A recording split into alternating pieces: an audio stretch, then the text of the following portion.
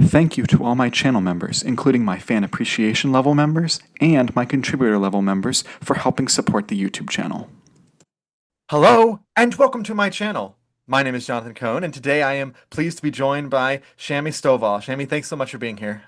Thank you for having me. It's so great to be here. So we're talking about Words of Power, which came out a couple months ago, which also has a sequel coming out really soon. The sequel is titled Empire of the Twin Suns, and this is a progression fantasy epic from Athen Books. So the first question I always like to ask is, what is your pitch for this series? So I like to tell people that this is an epic fantasy progression, or progression epic fantasy. Yeah, let me jumble all my words. And that it's for fans of people who really like both anime and like any sort of Eastern Asian influenced fantasy worlds, especially if you like darker anime like Berserk or something Ooh. similar to that, because there is a lot of like spirits and demons, and the main character has a magical power. I would say that's a little bit more on the edgier or darker side, as opposed to, he controls flames or something like that. So my elevator pitch is not 30 seconds, but it's close. If you like these general things I'm talking about, I feel like you're gonna enjoy this one. Yeah, and even someone who's not particularly excited about that stuff still loved it. Okay, good. So I want to ask about the concept of a progression fantasy because I will admit this was my first progression Oh, fantasy that I've ever read.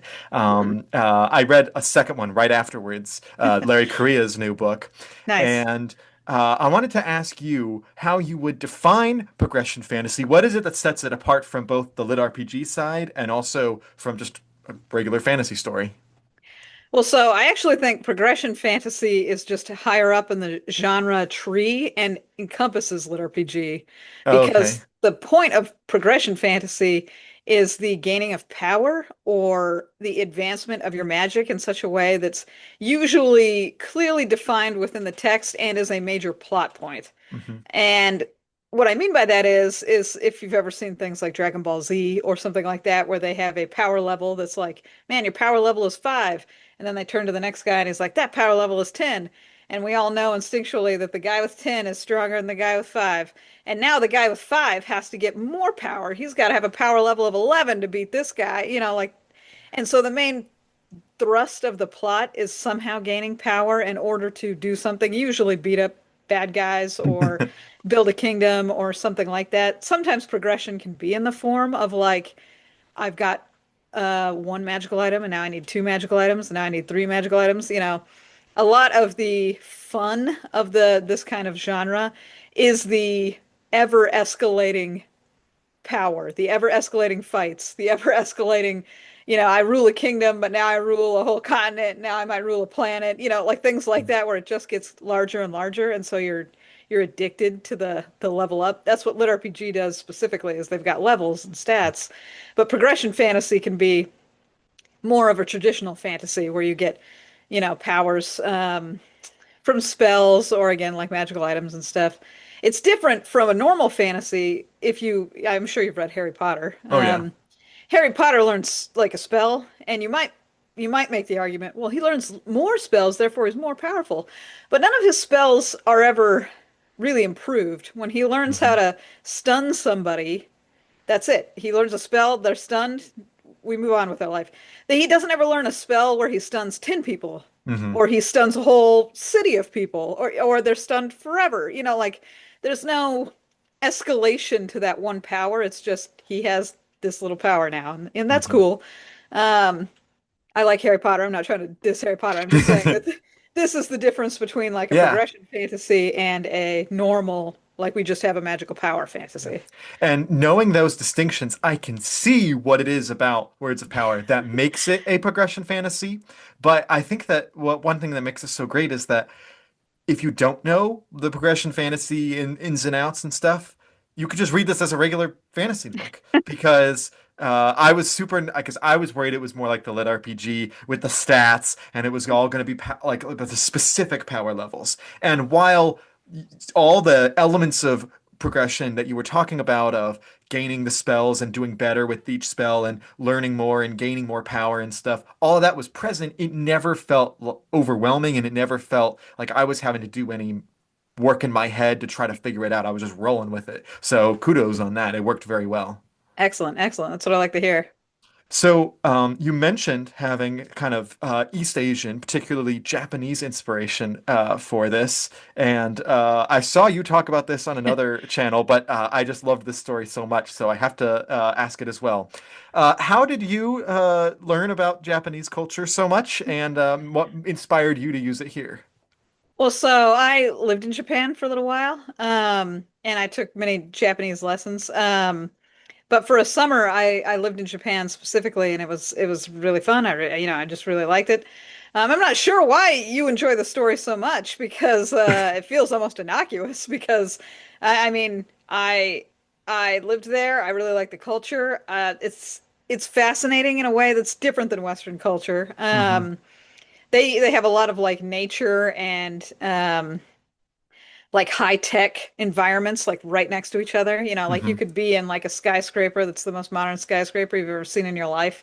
And then like a 20-minute walk, there's a shrine that's 1,000 years old, like right over there. You know what I'm saying? Like, Hmm. and it's overgrown and beautiful trees and vines. And it has a sort of old world nostalgic feeling, even though I didn't grow up in Japan. I almost feel nostalgic for Japan whenever I'm there because I'm like, wow, well, look at all this history and depth and stuff. And so that's fun.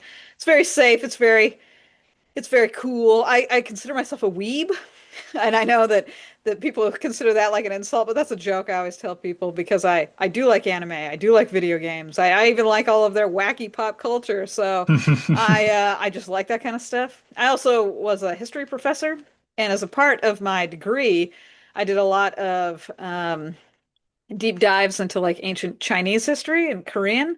So I really just all of East Asia has this really fascinating like wow, that's some cool stuff going on that's very different than Western history, which is also still very cool, don't get me wrong. But it just has its own flavor, and so I really like that flavor of it. I always love finding out when an author like just can drop the lore of, oh, I used to live in that Okay, yeah. country, and I'm just like, wait, you lived there? Like you lived in Japan? I know one author who lived in Russia, and was like, wait a second, you lived in Russia? You would never have guessed it from the person's, demeanor or accent or whatever. But Mm. so it's interesting that you lived there. So that of course makes sense in your love of the culture and anime and stuff. With this book being Japanese inspired, did you have to do a lot of research in a lot of like the way you named things, or were you kind of just coming up with stuff yourself? Well, so I did a mix of things. First off, in Japanese language, they have a thing that we don't really use in English, which is a suffix. So they Hmm. add something to the end of people's names to Hmm. denote their relationship. And maybe we have that in English where you say things like Mr. and Mrs. and those mean Hmm. something, but like Yep. that's it. English doesn't really have a whole lot of extra titles that you slap onto people's names. And I really like that aspect about Hmm. Japanese, so I incorporated that into this entire novel. They use these honorifics, is what they're really called. So whenever they say somebody's name, they attach an honorific, and whatever honorific they are using really showcases their relationship. Like you have a different honorific for your lover, you have a different honorific for the guy who rules the country, things like that. I tried to keep it pretty contained so that it wasn't overwhelming to anybody who doesn't really know Japanese, but I also made them up myself just based around Japanese language. Hmm. So all of those are completely like my own. I did have somebody reach out to me at one point being like, "Are these Japanese honorifics?" And I was like, "No, don't ever Don't use use this in these. real yeah, don't use these in real life. They're not real." I just based it off of this is how you say it in Japanese. And I'm sure people have heard things like san is an Yeah. honorific, like Miyamoto-san. That's like the most plain equivalent to Mr. that you could possibly get. Hmm. Um, but Chan is one too. I think many people have heard that. Usually denotes like that you find somebody cute or that you have a nice relationship. So I use that a lot. Additionally, I knew that a lot of people don't like really long Eastern names that might be Hmm. too complicated to say. Um, or to read, like where you're reading it and you're like, my God, that guy's name is 14 characters long and Hmm. there's like seven O's and a Z and a Q. And you're like, so I tried to keep a lot of their names either simple or really easy to pronounce, even if you were going to use a Japanese pronunciation, or they kind of look similar to a Western name. And then for the actual nation itself, and nobody is going to care about this, but for me, for my own lore, a lot of the province names are actually not Japanese. They are either derived from Korean or like Chinese or the Philippines or other things like that because I thought it was an interesting history to have that this nation was conquered or reconquered by people and and all this Hmm. other kind of stuff. Right, So, yeah. but I don't actually really mention that anywhere in the novel. That's just, my own lore and my own little lore document. So a lot of the provinces and they have these names that are not Japanese, but still should be very easy to remember and read and say aloud to a Western audience. So, yeah, I have a lot of stuff like that, and I tried to be very conscious of I don't want the reader to look at a name and be like, what happened here? You know what I'm saying? Like, Right. this looks like somebody ran over a name with a truck, and now I don't know how to pronounce it. Yeah, I love that you made him like that kind of one syllable or simple element to him or two syllables so that it didn't feel too overwhelming, but you could still tell they're supposed to be Asian inspired. And so they didn't feel over the top, but you could still get the gist of it. I loved that. And you talked about the suffixes. I loved that in the book, particularly when our main character of Ramon kept giving people too much of an honorific. Like they're supposed to be at this level of an honorific, and he would give them a much nicer one. And every time the person's like, me? You're gonna give me that? I love that. It was such a great character for Ramon, which perfectly ties into my first question, which is he's an interesting character because usually people like to write the concept of power corrupting, and usually people write of the more power someone earns, the more corrupt or bad they become. And I'm not saying I don't know what happens in book two or three yet, but at least in this book, it seems like he keeps his high honor, his kindness as he gains that power. So how did you decide which direction to go with that? So I really like a really old tale about Cincinnatus, the like Roman soldier, Hmm. and his like tale, like the reason you would even retell it is that this is a man who was called from the farm to lead the armies and potentially lead all of like Rome and stuff like that. And so he gains a lot of power, but at the end of the day, when he no longer needs it, he gives it up and he goes back to the farm. And so his parable, his tale is that he is an extremely honorable guy. He used the Hmm. power when he needed the power, and then he let go of the power when he no longer Hmm. needed it. It's extremely rare. It's an extremely rare virtue. Most people do, in fact, talk about how power corrupts, therefore, ultimate power corrupts ultimately, or Hmm. things like that. So I kind of wanted to embody a little bit of the Cincinnatus feel, where Yeah. um, Ramon is using his power for good and what he thinks is very good and wants to help the world. And a lot of these other people who have tons of power are very abusive with their power, and so he's fighting against it to right wrongs.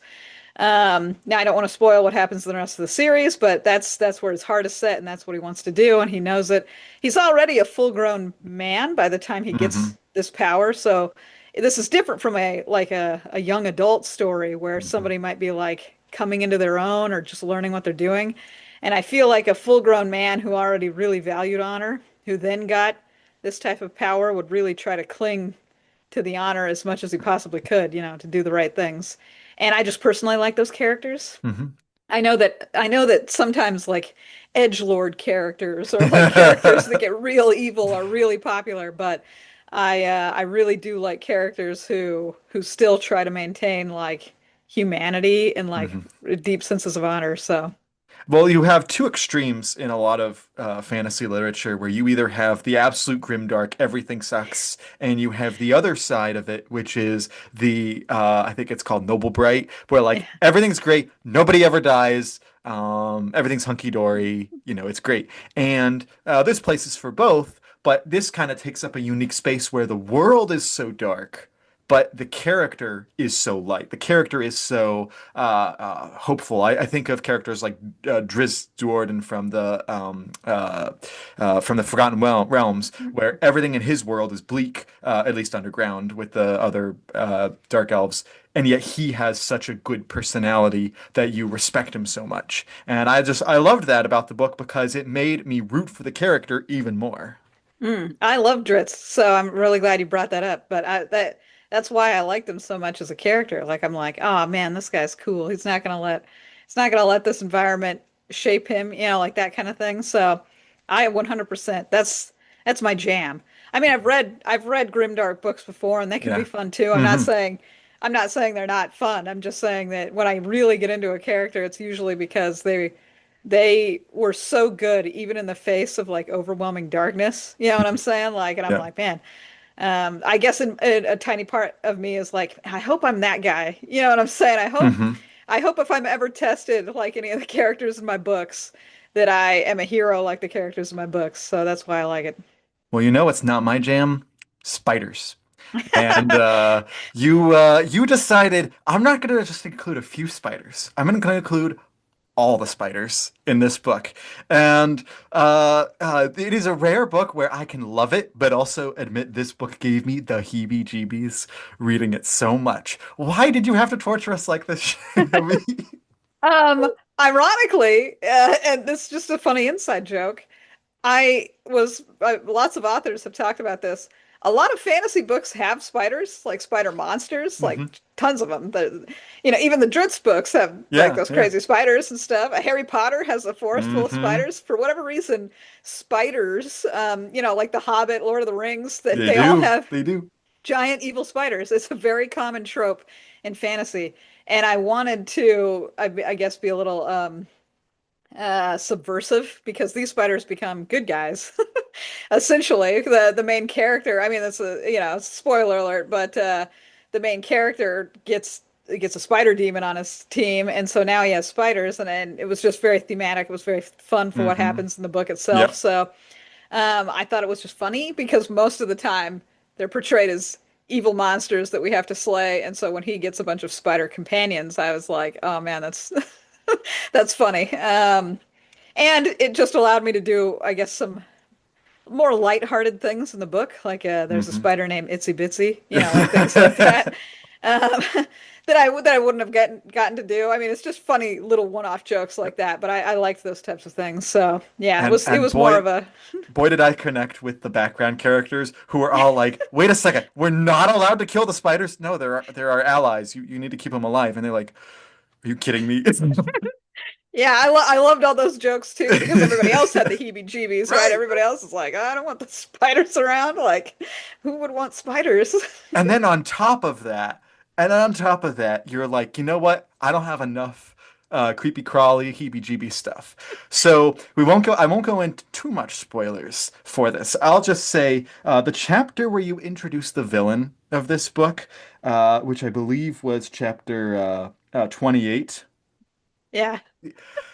I was reading that chapter. I was sitting outside on my chair reading it, and we have little ants and stuff out there. And as the thing happens with the villain in that chapter happened, I had an ant crawling up my leg, and I was like, "Ugh!" Oh, So, boy, you're horrifying with that stuff. yeah. I guess this is just another like inside thing about me is that I don't know why. Maybe I'm just, messed up in the head, but body horror type stuff always it does give me the heebie-jeebies. So a lot of my villains have like an aspect of body horror about Hmm. them where I'm always like, oh geez, like I would be so weirded out if I had to actually talk to this individual. You know what I'm saying? Like, Right? oh no. So yeah, it unnerves me, the author, and that's usually why I put it in a lot of these types of books. And I feel like it does paint at least a fun image. Like if I Oh, was it gonna, certainly does. yeah, if I was gonna do artwork for every single chapter, I know what artwork I'd get for that one. And your book stands out because of it, because that was a bold move and moving away from the heebie-jeebies for a moment, I really liked the way that our main character, Ramon, was able to consolidate power. And not just that, but the way that he came up with, because he's struggling with this moral question of he has, because in the first chapter, you kind of find out he ends up killing a ring warlock and taking his ring and getting the power. And then as part of that, he takes over his uh, land and his people and stuff. And to do that, he needs to consolidate that power. And there's people who might, some concubines, and there's some children of the ring warlock, and there's the soldiers, and he has to figure out a way to consolidate power, but also eliminate those who are his potential enemies, but he doesn't just go out willy-nilly killing people. And he comes up with some really creative ways to get rid of his enemies without being a murderer. How did you figure out the fine line to toe with when he does that? So there is a lot of like a progression fantasy and whatnot that has this like guy gets a kingdom somehow. Hmm. And I have always been a little bit weird about just murder hoboing, which is which is common, but it can be fun. I'm not even trying to say like it's not fun because I think sometimes in a power fantasy it's like, well, then you got the power and then you just kill all the bad guys Hmm. because take that, like that kind of thing. What I really admire though is clever solutions.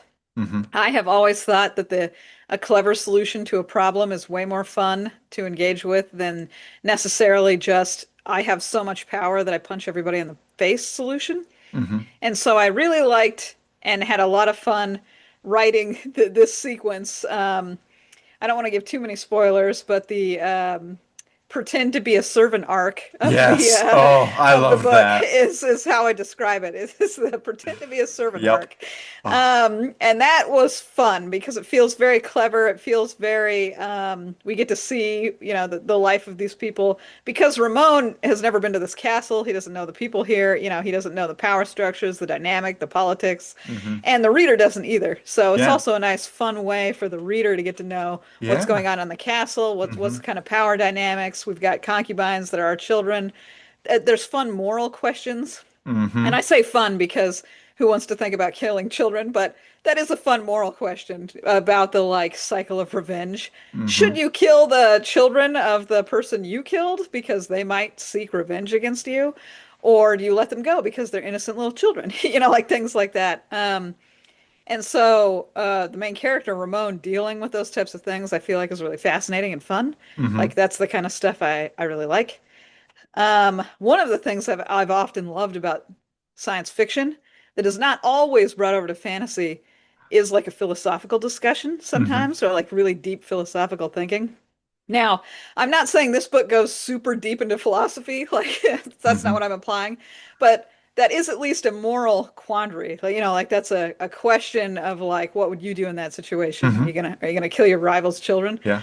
Um, and I like that. So I liked having it in there. I loved these types of thoughts. I loved how he dealt with the situation. I feel like it's really fun and intriguing. While we still get the fun payoff at the end. Right. You know what I'm saying? Hmm.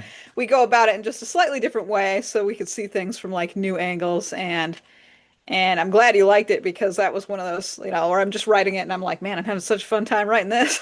Well, I especially like when these deep themes blend in with the story. Because sometimes an author has an obvious deep theme or a theme that they think is deep, and it feels like they're trying to make it obvious to the audience. And then there's sometimes where authors have a pretty good idea of a theme, but they just don't know how to integrate it into the story well. And so sometimes Mhm. it kind of feels preachy.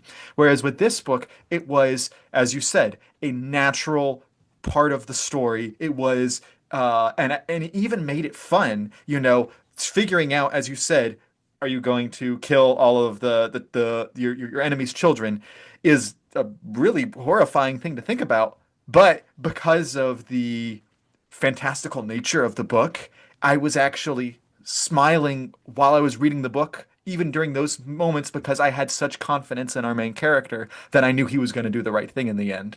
So I absolutely love the way you integrated that. I did want to ask a little bit of inside baseball question, which is about Ethan. So this is from Ethan Books, which is really skyrocketing up Mm. in the publishing industry right now. They just bought, or I think they merged with Vault Comics. They just got their first books into bookstores now. They have a distribution deal, I think, with Simon and Schuster. Like, there's a Hmm. lot going on with Ethan, and all of your books, I believe, previously were self-published. And so, what was the decision making? What led to you deciding to sign with Ethan of all the publishers? So technically I have signed with publishers in the past. I have a series out with Podium. Oh, Um, Podium. and That's right. Yeah. and technically my career started with like a publisher named Dream Spinner and stuff like that. So it's not like I've never worked with publishers. Hmm. It's just that self-publishing does allow me it's just so much creative control Hmm. and a lot of freedom to do my own things and frankly, from my perspective, make more money. Yeah. But I have been impressed with Aethon. I thought that they have been doing a really great job. They really, really want to dominate this market. Hmm. And when I say that, I mean that it is owned by two men. It's owned by Steve and Rhett.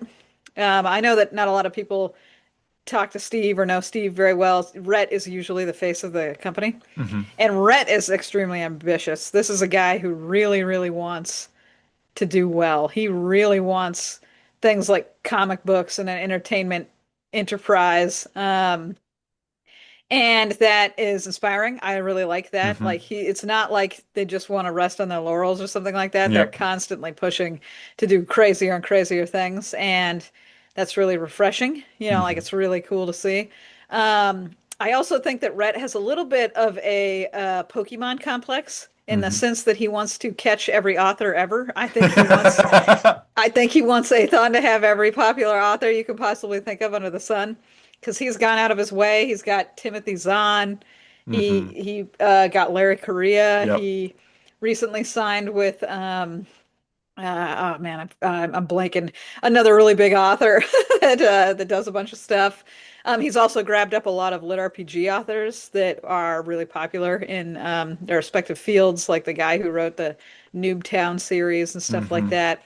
Um, they started off basically uh, publishing Shirtaloon, and he's the guy who wrote the He Who Fights with Monsters Yeah, series. yeah. But he also got Matt Dinneman because they're doing his comics, like his Hmm. webtoons, I think. So Rhett is w way going out of his way to get every author he possibly can. And um, Rhett had reached out to me. We had talked for a while, but he had reached out to me and was like, "Hey, do you have something in the progression fantasy lit RPG sphere?" And I was like, "Yeah, I'm working on this one project." And he was like, "Great, let's do that." I also really like the expediency of which he wants to do stuff because as soon Hmm. as I said sure, he was like, "Here's the contract. Let's get this done. Let's get this moving. Like, let's we don't have time to waste." You know what I'm saying? Like, Hmm. and it's usually not like that in the publishing industry. Yep. Normally, if you sign a contract or if you're in contract deals, this can go on for months, like months and months of people debating on whether or not they're going to do something. Um, and sometimes when you sign a deal, your book's not even going to come out for like another year or two. Hmm. And sometimes you don't even get to see royalties for like a year or two after that. Like there's a lot of like weird delays. That's just not how Athon wants to work. Athon wants to get this stuff out here. They want to get their books into stores. You know what I'm saying? Like they got a lot of things going on and they don't Hmm. want to waste your time. They don't want to waste their time. So yeah, I've been impressed with them, like their ambition. And so I feel lucky to be a part of their little crew and see how it goes. They've done very well by me. I like the covers that they got for me. It's really easy to talk to the two owners. Hmm. They don't have like they have a small staff, but it's like really close knit. So, and even their author group, I just said that Rhett collects them all, but they still have a pretty contained stable of authors. Like it's not Hmm. like they've have like 1,000 authors or something like Right. that. And so it's still really easy to talk to anybody on the team if I need to talk to the formatter, if I need to talk to whoever, like Mhm. that kind of thing. So it's just been a great experience. I can, after going to conventions and meeting with authors and publishers and editors and all that stuff, you can start to get a feel of, the business model and the success rate and stuff like that. And I gotta say that there are some that, not fine people at some publishers, and you don't always feel that they have the biggest future ahead. You feel that they're, treading water. And I will say Ethan is not treading water. Every move they make, behind the scenes and yeah, out in public is, I think, the right move. I think that they are very much growing. And so that's great for you, that they're doing that. I did want to ask about the future of the series. So obviously, book two, Empire of the Twin Suns, comes out as we're recording this next week. Yeah. So I wanted to ask, that's book two. I believe this is a trilogy, and I believe the third book title is already out. Can you Mhm. tell everyone what that is? And also, if you know when the release date is, and if you can't say, that's also fine. The third book is called The Dragon Phoenix War, and it doesn't have a release date yet because I'm not done writing it. Normally, what happens is that I finish it, I submit it, they put it right on the schedule, like Hmm. we get this stuff moving. So it doesn't have a release date yet, but you know, they want things to go fast. I just Yeah. told you that Athon is not the type of people who are like, we'll get the sequel out 3 years later, you Right? know. So I'm planning to get it to them relatively soon. I'm already in the process of writing it and stuff like that, and I want it out there. I really like the story, and I had so much fun writing it, so it comes easy. It's not a series where I have to like agonize over every Mhm. little thing. So I think it'll be out pretty soon, but I don't have a solid release date yet. And with regards to all your series, you have other stuff coming out now. Can you give us like a brief rundown of what else is coming out this year and if anything's been announced for next year? So October 22nd is when the sequel to Words of Power comes out, Hmm. Empire of the Twin Suns, and then November 18th is when Time God Warlock comes out, and that's the fourth book in my urban fantasy. Hmm. I am hoping in December that the Nexus finale, which is the end of my Lit RPG series, the Nexus games, will be out. And then in Wow. January, yeah, is when I'm going to have Elder Arcanist, which is the end of my Astro Academy series, it's like a Pokemon meets Harry Potter style Hmm. story. And so that's the final book in that series. And those are the things that I'm like kind of hoping come out like relatively soon. Knock on wood, you know what I'm saying? Like that, I'm working on them in the background type of thing. So, um, but that's what I want to have happen. And those guys basically have all release dates in my head. So, But you're just a machine. That is insane. Like three releases in like 5 months. That's you are working. And they're good books too. That's the thing is you turning well, good quality. I So really love writing and storytelling, and a lot of these books are like they have some sort of passion for me, which makes it like fun and exciting. Like I said, I really like East Asian stuff. I really like this like feel, so it's really easy to write. The urban fantasy series, I really like the humor of it. Like hmm. it's like Dresden, but with a lot of like Yep. humor, jokes, situations. Because because it's like a Groundhog's Day situation, you just get that because a lot of scenes can suddenly become almost unserious because we Hmm. can redo them as many times as we want. So it's just a lot of fun to write. Like when I'm writing it, and I'm like, man, I'm just having a great time. Like, what if I could rewind time to solve problems? Like this would be amazing, like that kind of thing. So it's just I feel like, and I've said this to a lot of people who want to be authors, if you're writing something that you're passionate about, it just flows. It just comes, like it'll just come to you. And I'm lucky enough to be writing stories that I'm really passionate about. So Well, I think that I speak for anyone who follows you on social media of any kind when I ask this question. When are we getting a book that's all your comics, your web comics that you create? Because they're delightful, and we need the compilation of like the Nathan Pyle type book of them. I think I'll probably do it once I have enough to justify an entire book. Hmm. I think I only have like maybe 50 or 60 right now, and I don't know if that's Really? yeah, I don't know if that's enough for an entire book. I mean, I haven't I counted feel like them. there's a lot more than that because I see so many and they're so good. Um, well, so I guess in my mind I would want like 100 or Hmm. 200 to like compile into like a little book, and that might be fun. I've never done anything like that before, so I would need to do a little bit more research, to see what would be the best way to publish it and get it in people's hands and stuff like that. But it probably, they're just fun little comics about either being a reader or an author, like in the Hmm. experiences of that. So definitely, I'm so glad that people enjoy them. Like Oh, a lot of yes. people think that they're hilarious, so I'm having a good time.